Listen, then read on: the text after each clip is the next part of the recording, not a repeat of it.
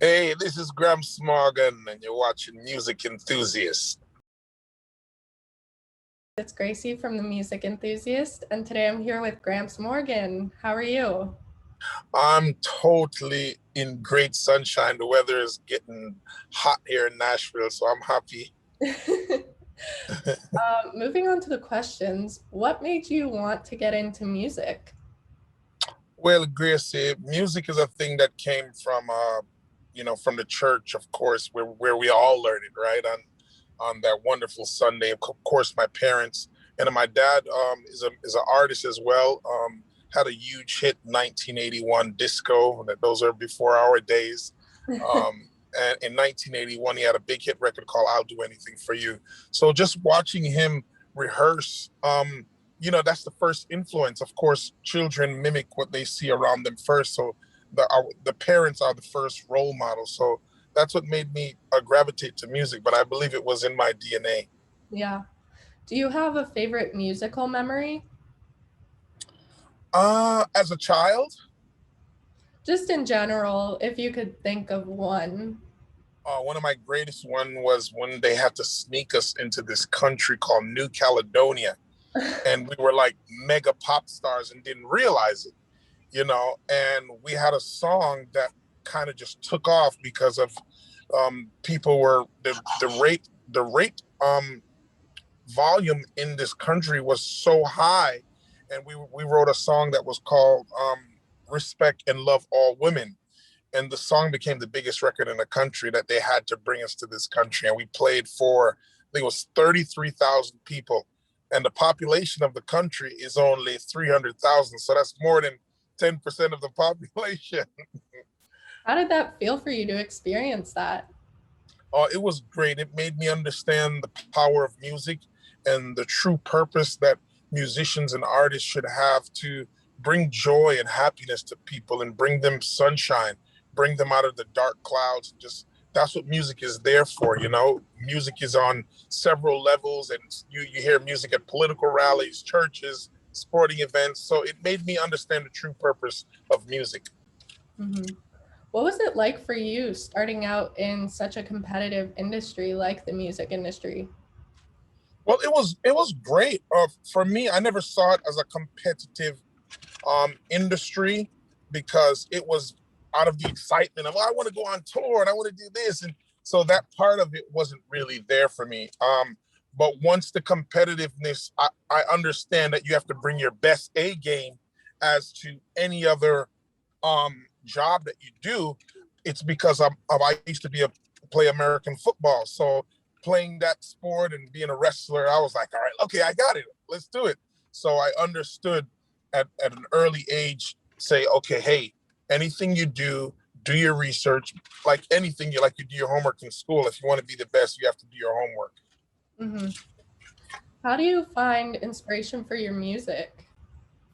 Life itself, sometimes the news, sometimes conversation with friends and family. But just life itself is the greatest inspiration. By the time this is posted, your song "A Woman Like You" will be released. How are you feeling about that next release? I'm very excited. It's always a joy to sing songs of appreciation and dedication to grandmas and aunties and mothers. I think there's a value that's going on. The raise of value of grandmas is rising. I think the grandmas are ruling right now. you know. And it's just that song that you can play for grandma and kiss her on the cheek, and you remember being kissed by your grandmother when you were a child, and those memories never go away. And I think this song is resonating with people that love family, that love their wives, that love their sister, their aunties, grandmothers. And I think it's going to be a song that's going to be around for a long time. Yeah. You obviously write and make a lot of music. Was there a process to picking that as your next single? Um, not when we released "People Like You," and then that song was for the people, right? And then we released "Runaway Bay," which was for my country, Jamaica. And then we wanted to do something for the women, right? My daughter, my wife, my grandma. because where would we be without a woman? James Brown said it best. This is a man's world, but it would be nothing without a woman or a girl. Yeah. From your first song, Life Too Short, coming out in 2012, to now releasing your third single of 2021, have you seen a difference in your music? Absolutely. I think this album was more like a project. When you listen to the songs on this album, when you listen to Runaway Bay, it's so playful, it's so fun, and it's because of the times that we're living in, Gracie. If you talk about what we have had to survive around the world, not only in one country, not only in the US, Canada, or in Europe, but we're all facing this pandemic.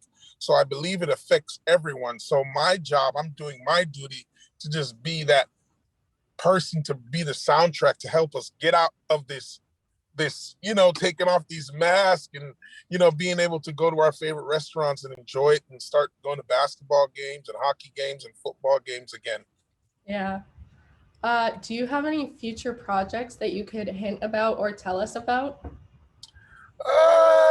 Well, look out for my jerk sauce. I have a jerk sauce that I'm doing, and looking to get that in supermarkets everywhere. People who have been to the Caribbean and love jerk chicken and jerk fish, and they even have jerk ice cream.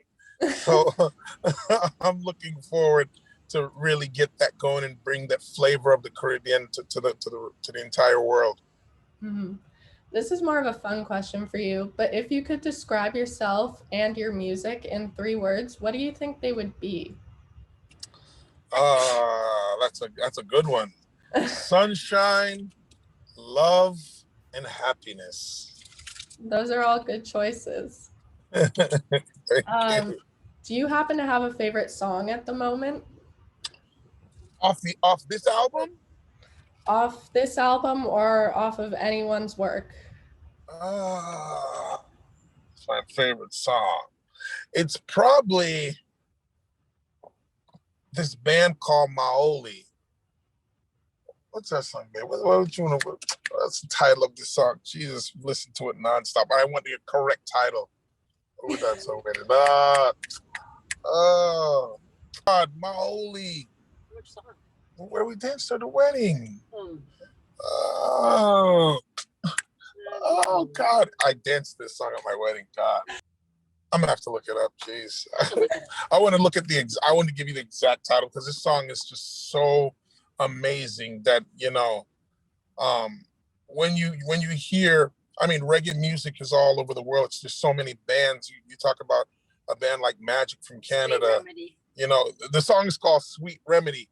And it's like, have so many people that are influenced by reggae, and I love when people tell the story, like, and say, I grew up and this music inspired me, no doubt they grew up on reggae. Drake grew up on reggae.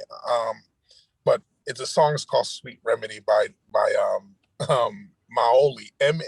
All right, I will look it up. Yeah. Our website is all about up and coming artists. Do you have anyone that you have your eye on right now that you would recommend to others? Absolutely. There's my son. I think my son, he's just done a song with Wyclef Jean.